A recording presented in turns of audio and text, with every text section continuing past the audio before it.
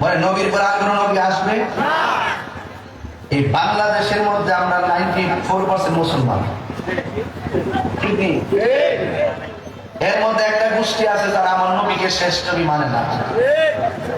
এরা আবার নিজেদেরকে মুসলমান দাবি করে। এরা নিজেদেরকে কি দাবি করে? এরপর আমাদের দেশে কিছু কয় না, কিছু কয় না। ভাবছিলাম যে ইদানিং কিছু মূল্য মুন্সি গেছে, কিছু কইব, দেখলাম যে ওমাগ যাওয়ার পরে দিদি ঘুরাই নিছে, কিছু কয় না, শরম করে। কথা বুঝতে পারছেন নি? শরীয় আইনের কথা মানে কয় না। এত বছর খুব লাভ আইছে ইচ্ছা মতো, ওপরে দেশ একবারে ঠিক করে দিব।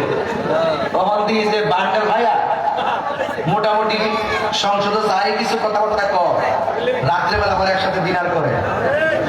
এটা মানুষের বুঝা আর কি, বুঝলেন না? যে আমরা সংসদে একটা একটা ধরুন, লাস্টে একসাথে মিল্লা দিকে তাহলে এটা মানে একটা হাইবাস করা আর কি, ঠিক আছে? আমার কথা হলো পরিষ্কার, আপনারা কি মনে করেন আমি নির্বাচনে ফেল করছি না? এরা সংসদের ভিতরে আর আমি জনতার ভিতরে, কথা কি ঠিক না বেটি?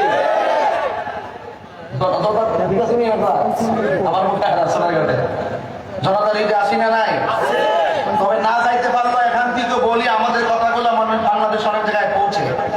আমি আশা করবো এই এলাকার নির্দিষ্ট ব্যক্তিবর্গের মাধ্যমে অনলাইনের কল্যাণে এই কথা যেন রাষ্ট্রতন্ত্রের গুরুত্বপূর্ণ জায়গায় গিয়ে পৌঁছে। আমার পরিষ্কার কথা হলো, যারা এই দেশে আমার নবীকে শেষ নবী মানবে না, অন্যান্য ধর্মের মানুষগুলো যেইভাবে তারা আইডি কার্ড ব্যবহার করে অন্য ধর্ম পরিচয় দিয়ে চলে, অন্য গোষ্ঠী পরিচয় দিয়ে চলে, যারা আমার নবীকে শেষ নবী মানে না তারাও ওই আইডি ব্যবহার করে অন্য একটা গোষ্ঠী হিসেবে চলবে, কিন্তু মুসলমান দাবি করতে পারবে না। আমার নবীর পরে আর কোন নবী আসবে না, এদিকে সঠিক? এই জন্য আমরা পরিষ্কার ভাষায় বলতে চাই, নবীর পরে নবী, সংসদে আইন,